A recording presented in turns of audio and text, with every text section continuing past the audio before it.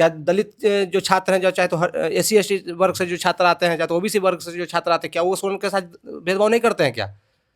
वो भी तो स्वर्ण के साथ भेदभाव करते हैं। किस तरह का भेदभाव करते हैं वो? आप कमजोर रहिएगा, आपके साथ मारपीट किया जाएगा। आप कमजोर रहिएगा, आपके साथ मारपीट किया जाएगा।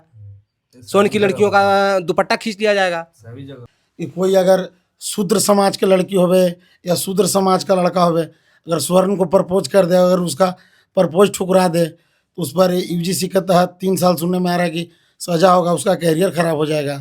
क्या सवर्ण समाज ये चाहता है कि जो जातिगत भेदभाव है वो जारी रहे?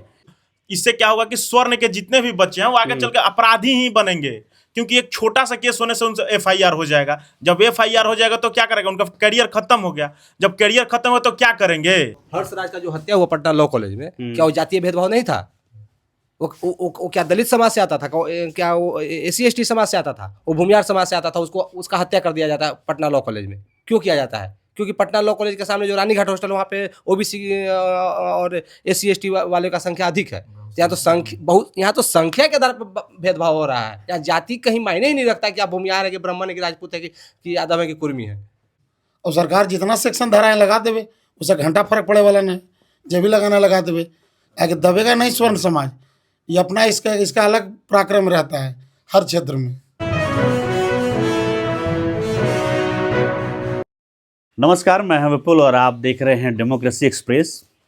हम अभी एक छात्रावास में बैठे हुए हैं।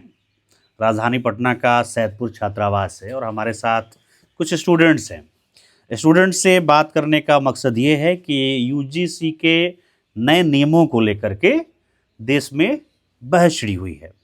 एक पक्ष उसकी खूबियां गिना रहा है, तो वहीं दूसरा पक्ष ये कह रहा है कि जो कथित तौर पर जो सवर्ण समुदाय है उसके लिए मुश्किलें खड़ी होंगी इस नए नियम की वजह से। तो चलिए हम थोड़ा छात्रों से समझते हैं। और हमारे साथ जो छात्र बैठे हुए हैं इसमें तमाम छात्र सवर्ण समाज से आते हैं।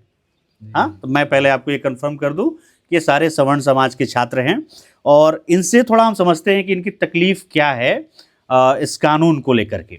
ज्ञान विज्ञान विभक्तियों का एक नारा है। असल बात तो ये है कि इस नियमों ने भाईचारा को मारा है। मेरा कहना यही है कि इससे जाति पक्ष को बढ़ावा दिया जा रहा है। बिहार में थोड़ा जाति का अंश दिखता ही है, लेकिन ये कानून जो आ रहा है यूजीसी का, अभी तक जैसे हम बीएन कॉलेज में लगभग 2 साल से बने हुए हैं। मेरा बहुत सारा दोस्त है जो कि बनिया है, यादव है, सबसे हम जुड़े हुए हैं, सबसे भाईचारा है, सबसे अच्छा रिलेशन है। लेकिन अगर ये कानून आ रहा है, यूजीसी का कानून जो कि यूनिवर्सिटी में आ रहा है, ये एक भाईचारा को ख़त्म करने का काम करेगा। इससे होगा कि अगर हम लोग कभी तू में हुआ, कोई बात हुआ, तो वो जाकर के सीधा ऊपर शिकायत करेगा। अब हम लोग का एज 19 से 25 के बीच में रहता है, तो उस बीच में तो गर्मा गर्मी तो रहता ही है खून में। ये और दुश्मनी पैदा करेगा। ये कानून एक तरह से पूरी तरह से, ये मेरे ख्याल से ये कानून आना ही नहीं चाहिए। अब जो अपर कास्ट है, लोअर कास्ट है, अब इसमें आप लड़ाई करवा रहे हैं। इसे देखा जाए तो कॉलेज में आप मतभेद पैदा करते हैं कॉलेज लेवल पर। अब मान लीजिए कोई नीचा कास्ट का लड़का है, एक मान लीजिए ऊपर कास्ट का लड़का है। अब दोनों में बहुत बढ़िया दोस्ती है। अब मान लीजिए कुछ लेकर लड़ाई झगड़ा हो गया, चाहे कुछ भी हो गया। अब मान लीजिए गलती नीचे वाला कास्ट का ही है और ऊपर वाले कास्ट को मार दिया, समझ लीजिए, तो जाकर केस करेगा। लेकिन गलती तो नीचे वाले कास्ट का है, लेकिन सज़ा भी किसको मिल रहा है? ऊपर वाला कास्ट को। गलती भी उसी का था। तो इसमें मतभेद पैदा होता है। यही होता है, यही है। इस कानून में संशोधन लाना चाहिए कि जो फर्जी केस हो तो उसको पर भी 10 साल का जेल होना चाहिए। जो सरकार बीजेपी को जितना वो मैंने बलपूर्वक स्वर्ण समाज जिताने में हाथ दिया है और कोशिश भी किया है कि सरकार आई बीजेपी का, इस स्वर्ण समाज के साथ बहुत अन्याय हो रहा है। अब इसमें स्वर्ण समाज का बच्चा है जो अशिक्षित रह जाएगा, नहीं पढ़ पाएगा, क्योंकि इसमें ऐसा ननियम सुनने का आया, पढ़ने के भी आया।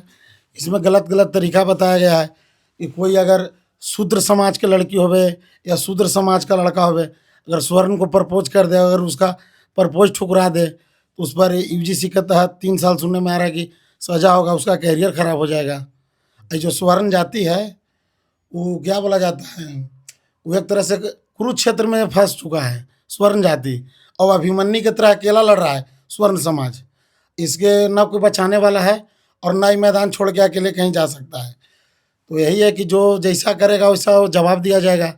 अगर स्वर्ण समाज से अगर कोई गलत शूद्र समाज करेगा तो SC/ST एक्ट लगाया, तो धाराएं IPC सेक्शन तो लगा रखा है भारत न्याय संस्था के जितना सेक्शन है, और जो करने वाला है वो भी काम कर रहा है, जो गलत कर रहा है उसका विरोध भी हो रहा है। और ये जो बताएं आपको अभी कुछ देर पहले कि जो अभिमन्यु की तरह अकेला हो गया स्वर्ण समाज, तो है ना वही कि शूद्र समाज का आदमी उसको प्रपोज करेगा और ठुकरा देगा तो उस पर केस करेगा UGC एक्ट के तहत। यही है कि वो गुलाब से अगर प्रपोज करेगा तो स्वर्ण समाज बाहुबल के लिए जाना जाता है, वो गोली से जवाब देगा फूल का। और सरकार जितना सेक्शन धाराएं लगा देवे उससे घंटा फर्क पड़े वाला नहीं, जब भी लगाना लगा देवे, आगे दबेगा नहीं स्वर्ण समाज। ये अपना इसका अलग पराक्रम रहता है हर क्षेत्र में। इससे ज़्यादा छात्रों का ही ज़्यादा नुकसान है, क्योंकि जब भी हम लोग विश्वविद्यालय में पढ़ने जाते हैं तो क्या हमारी दोस्ती जो होता है ऐसा नहीं होता कि केवल स्वर्णों से होता है। हमारी जो दोस्ती होती है OBC के लड़के से होता है, SC/ST के लड़कों से होती है। ऐसे क्या हो जाता है कि हमारे समाज में ही उनको हमारे विश्वविद्यालय में ही उनका बढ़ जाएगा। एक स्वर्ण समाज का गुट बनेगा और एक OBC SC/ST का गुट बनेगा। आपको बहुत से ही वकील हैं, उनका रिपोर्ट है कि 90% ऐसा जो SC/ST एक्ट के द्वारा जो केस होते हैं वो फर्जी होते हैं। क्या ये जो कानून आ रहा है इसके द्वारा क्या ये फर्जी केस नहीं बनेंगे? जब SC/ST जो केस आ रहा है उसके द्वारा 90% से अधिक केस जो फर्जी पाया जा रहा है, इसके द्वारा तो 100% से अधिक केस हमको लग रहा है कि फर्जी पाया जाएगा। ये केवल और केवल स्वर्णों को क्या पीछा करने का कोशिश किया जा रहा है। और इससे क्या होगा कि स्वर्ण के जितने भी बच्चे हैं वो आगे चल के अपराधी ही बनेंगे, क्योंकि एक छोटा सा केस होने से उनसे FIR हो जाएगा। जब FIR हो जाएगा तो क्या करेगा? उनका करियर खत्म हो गया। जब करियर खत्म हो तो क्या करेंगे? जब जानेंगे कि इस कानून के चलते मेरा करियर खत्म हो गया तो क्या करेंगे? वो अपराधी ही तो बनेंगे। सरासर स्वर्ण समाज के जितने भी व्यक्ति हैं उनको अपराधी बनाने का ये एक कानून है, और इस कानून का संशोधन होना बहुत जरूरी है, जिसके कारण हम लोग आंदोलन इसके लिए जरूर करेंगे। इस कानून को लेकर के ये कहा जा रहा है कि जो हायर एजुकेशन वाले संस्थान हैं वहाँ पे समानता हो, धर्म के आधार पर, जाति के आधार पर, लिंग के आधार पर, और मतलब इन सब चीज़ों को लेकर के भेदभाव ना हो।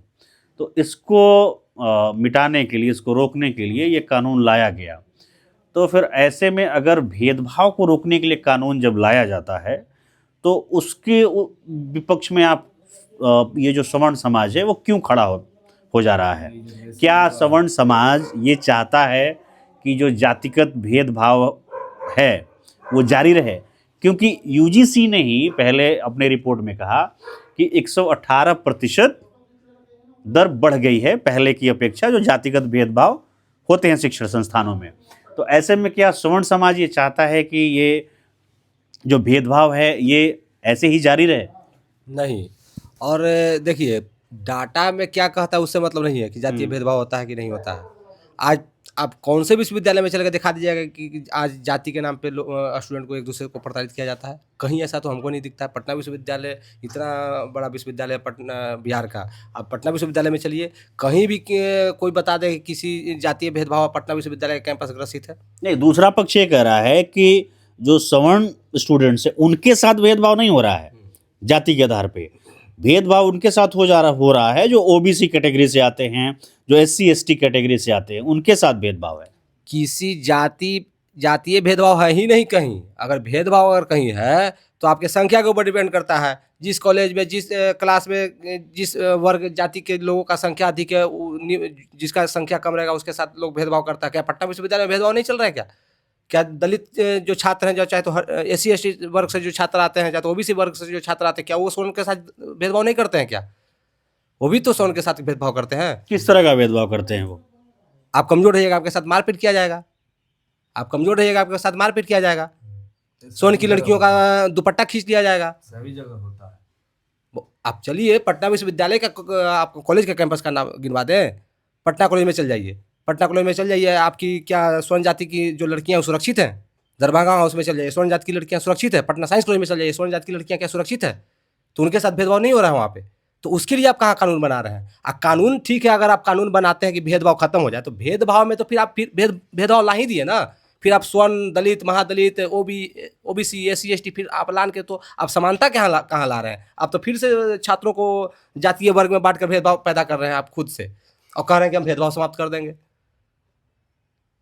तो आप लोग ये कह रहे हैं कि जो सवर्ण छात्र हैं उनके साथ भी भेदभाव होता है, मगर ये निर्भर करता है कि संख्या किसकी कितनी है। तो आमतौर पर हम देखेंगे तो जो सवर्ण समाज के छात्र हैं वो तो हर एक क्लास में कम ही रहेंगे संख्या में, क्योंकि आबादी कम है। तो क्या ऐसे में तमाम विश्वविद्यालयों में उनके साथ भी ये जातिगत भेदभाव हो रहा है? पटना विश्वविद्यालय का पटना विश्वविद्यालय में भी हो रहा है। अभी हम लोग के केमिस्ट्री डिपार्टमेंट में स्वर्णों का संख्या बहुत कम है। हर्षराज का जो हत्या हुआ पटना लॉ कॉलेज में, क्या वो जातीय भेदभाव नहीं था? वो क्या दलित समाज से आता था? क्या वो SC ST समाज से आता था? वो भूमिहार समाज से आता था, उसका हत्या कर दिया जाता है पटना लॉ कॉलेज में। क्यों किया जाता है? क्योंकि पटना लॉ कॉलेज के सामने जो रानीघाट हॉस्टल, वहाँ पे OBC और SC ST वाले का संख्या अधिक है। यहाँ तो संख्या के आधार पर भेदभाव हो रहा है। यहाँ जाति कहीं मायने ही नहीं रखता कि आप भूमिहार है कि ब्राह्मण है कि राजपूत है कि यादव है कि कुर्मी है। यहाँ तो जिसका जहाँ संख्या ज़्यादा रहेगा वहाँ भेदभाव होता है। और भेदभाव तो सरकार खुद करवा रही है ना, ये ऐसा कानून लागू करके। सरकार का मेन मकसद था इक्वल अपॉर्चुनिटी देने का सबको, बट अब बैकलैश पे ले जा रहा है किसको? फॉरवर्ड समाज को, मतलब सवर्णों को। तो फिर वो कहीं ना कहीं सवर्ण के लिए दिक्कत काम करेगा। बिल जो लाया गया है उसमें उसके माध्यम से सरकार चाहती है कि जो दलित छात्र हैं, चाहे तो जो OBC जो वर्ग के जो छात्र हैं, उनके आत्मसम्मान को ठेस न पहुंचे, उनके मान सम्मान को ठेस न पहुंचे, ताकि उसको लोग जातीय दृष्टिकोण से उसको लोग दबाने का प्रयास न करें। ठीक, लेकिन अगर वही छात्र दलित समाज से जो छात्र आते हैं, चाहे तो जो OBC वर्ग से जो छात्र आते हैं, वो पंडित को पाखंडी कहेंगे, इस पे क्या कानून है? राजपूत को दोगला कहेंगे, इस पे क्या कानून है? बनिया को चोर कहेंगे, उस पर क्या कानून है? उस पर भी सरकार को कुछ कानून बनाना चाहिए ना।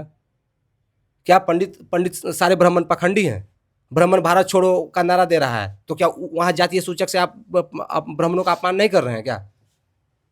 क्षत्रियों को आप मान सिंह का औलाद बताते हैं, तो उसको आप अपमान नहीं कर रहे हैं क्षत्रियों को, तो उस पर भी कानून होना चाहिए ना। तो फिर आप समानता का बात करते हैं और असमानता पर लाते हैं कानून के माध्यम से। स्वर्ण के लिए भी तो कहीं कोई जगह होना चाहिए इस देश में। तो जिस प्रकार से विश्वविद्यालय में आप बोल रहे हैं कि प्रताड़ित करने का बात, उसी प्रकार से हमारा साथ देश में प्रताड़ना हमारे साथ हो रहा है। लोग कहता है जो लोग जातीय राजनीति से जो ग्रसित है, जो लोग जातीय राजनीति करते हैं, जो लोग करते हैं, वो क्या कहते हैं कि ये 10% वाले कुछ नहीं कर पाएंगे, हम 90% हैं। ये 10% मुट्ठी भर लोग कुछ नहीं कर पाएंगे, हम लोग 90% है। यानी कि आप चाहते हैं कि हमें मूल रूप से समाप्त कर दिया जाए इस देश से। आप जिस प्रकार से शिक्षा संस्थान में इस प्रकार से बिल ला कर आप हमारे आने वाले जनरेशन को, हमारे आने वाले फ्यूचर को आप चाहते हैं कि शिक्षा से वंचित रहें, विश्वविद्यालय से ख़त्म हो जाए, ताकि धीरे धीरे हमें आप इस प्रकार से हमें कमजोर, मानसिक रूप से, शारीरिक रूप से इस प्रकार से आप हमको कमज़ोर बना देना चाहते हैं, ताकि इस देश से स्वर्णों को खदेड़ा जा सके। इसलिए इस प्रकार का राजनीतिक षड्यंत्र के तहत आपको ख़त्म करने का ये राजनीति है। यहाँ कोई समानता लाने का बात नहीं है। यहाँ बस एक ही मकसद है सरकार का कि इस देश से स्वर्णों को खदेड़ दिया जाए।